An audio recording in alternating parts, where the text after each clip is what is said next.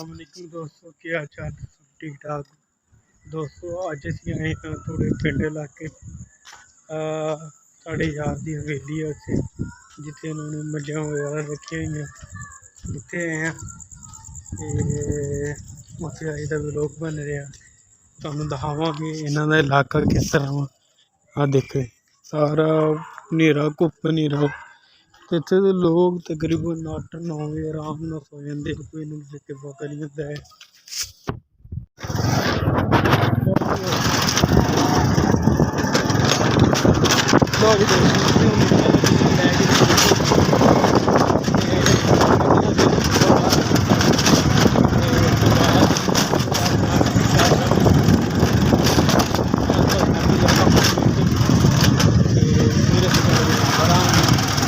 यार जिन्होंने बहुत बड़े फैन उन्होंने बहुत बड़े फैन खत्म कर